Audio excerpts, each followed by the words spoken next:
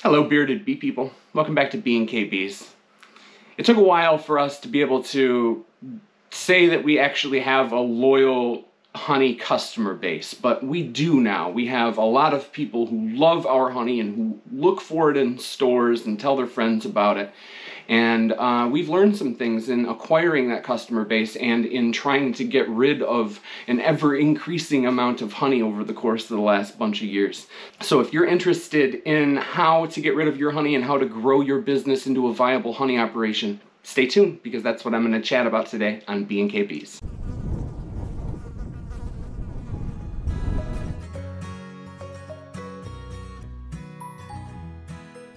When you first start off trying to create honey and create a clientele base and get rid of that honey, I think it's really advantageous that you start off with a brand.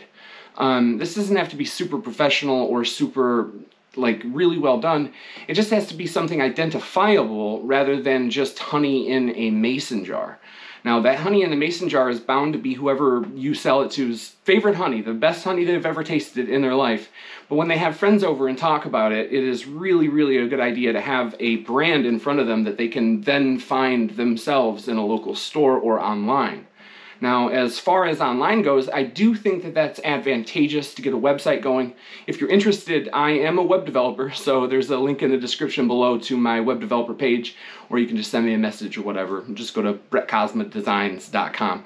Either way, I don't think a website is absolutely essential, because I don't think that selling honey on websites is a profitable thing, because it costs so much to ship it, and there are local honey producers in these various people's backyards. So we don't do a whole lot of online honey shipping, but having a website there to tell people where to go and get it and to reinforce that brand idea, I think is a good idea if you can do it and when you can do it. But either way, regardless of the website, I think it's a good idea. Just have your kid draw a design of a bee and write out your name and apiaries. It really doesn't matter what the brand is. It just matters that you have one, and that when people are trying it and considering it the best honey that they've ever had, they know what brand it is and where to go get it next time. During those first couple of years, you're not going to create quite as much honey as you want. If you're doing a really good job of passing out business cards and giving people samples and telling people that you create honey, you'll have a lot of requests, but you'll also have all of the friends and family that you want to gift honey to. It is a really good idea to try to make it your best effort at not turning anybody away. Don't ever tell anybody that you don't have honey, because there are other beekeepers that you can acquire honey from to satisfy these customers. And I think that that's a really important thing, because once again, there are those other beekeepers, there are other places that those people can go, and if they continue on this, oh my goodness, I just saw B&K Bees honey at my friend's house, it was so good, I'm gonna go get some, well, I'm gonna make sure that they have B&K Bees honey when they come to me asking for it. That's not a problem for us. We have about 15 buckets right now in my mother's basement, but as far as satisfying local customers over the course of me trying to make B&K Bees a viable honey operation, I've made every effort to not turn people away, and now I'm at the stage where I sell buckets to other beekeepers who are trying to satisfy their customers. So it never really stops. You'll be able to deal with these other beekeepers and satisfy this local market regardless of at what stage of honey operation you are in. The local people around you are going to be your key customers. Obviously, once again, it's really difficult to ship honey across the country, but what I mean by that is the local community, the people who talk about the local business, and the people who share ideas back and forth amongst business owners and business frequenters, those are the people who you really want to become aware of your honey. And in that, I think a good effort is to place ads on all of the local classified pages that you can find. Whether that's on Facebook or Craigslist or any of those things, they're usually free and very easy to set up.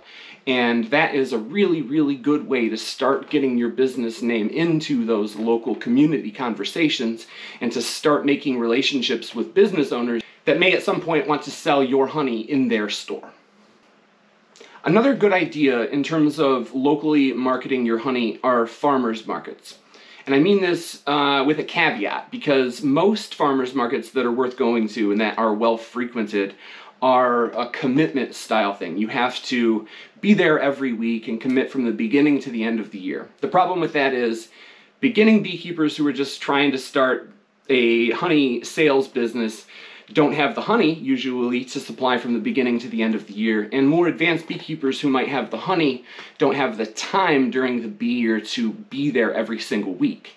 Now, if you can figure something like that out by either buying somebody else's honey or joining forces with a produce seller or having your wife or husband or whatever other family member or friend man the farmer's market booth for you on times that you can't be there, then absolutely do that. That's a great, great way to get honey out to people who are in search of stuff like that. But otherwise, in most areas that I've found that have active like farmers market community, there are special event farmers markets that are not usually commitment based. It's usually like a one-off thing. In Fremont, a city that we kept bees in the Lower Peninsula, they have a harvest festival at the end of the year that you can join. I forget exactly how much it was, but it was really, really cheap. We usually made a good deal of money and a bunch of new clients and customers.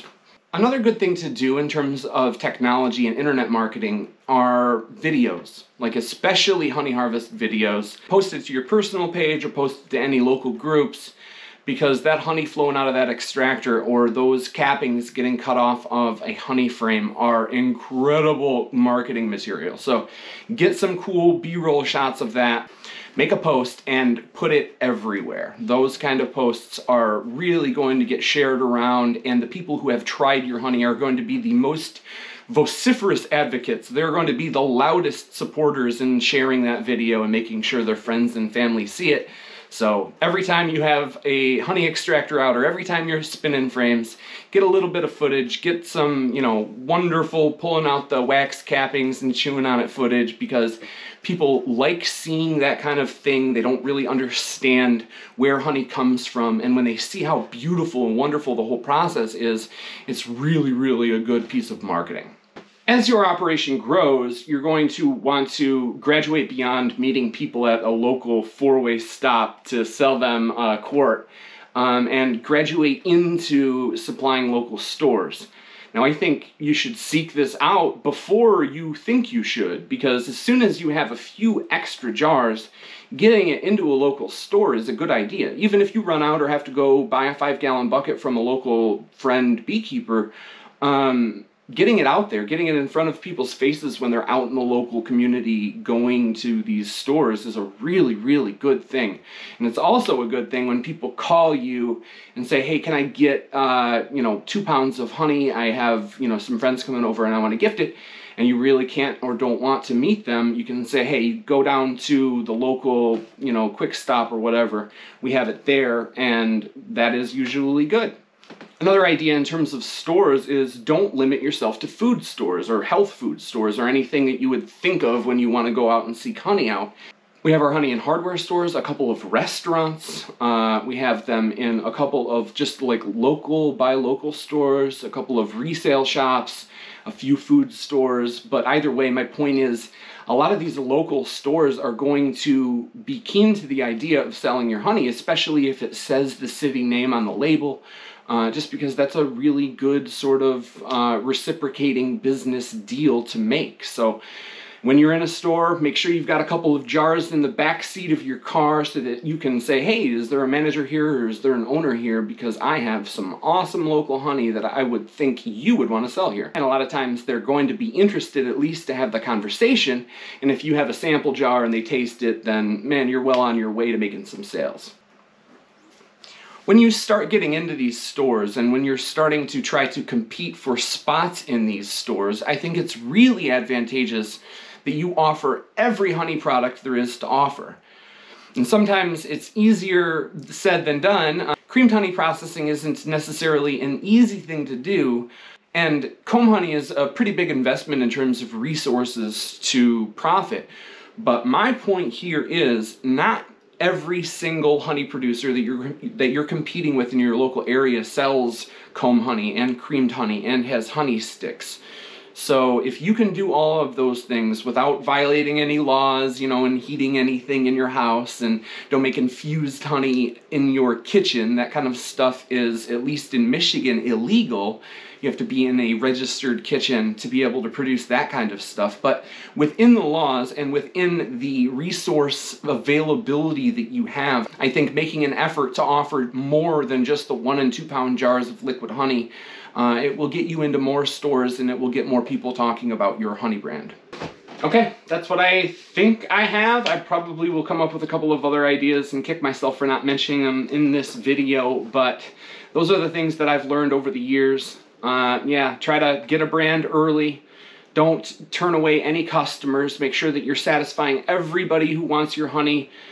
What else was I talking about? Get into those stores. Start talking to those stores before you think you have enough bees and honey for that, because there's going to be somebody else that's going to go talk to those stores, and you probably have enough. If not, buying a $200 5-gallon bucket of honey from the local beekeeper is going to be well enough. You're still going to make money off of that kind of venture. So don't turn anybody away. Get in those stores. Get yourself a nice bee brand, and I think you will start making some money off of these bees we love. So that's the goal, right? Try to turn what was a money pit into something that can start recouping some of that investment. So hopefully this helps you in that effort. If you have any questions, comments, or concerns, leave them in the comment section below. I'd be happy to chat with you there. But otherwise, get out there and have some fun with your bees. See ya.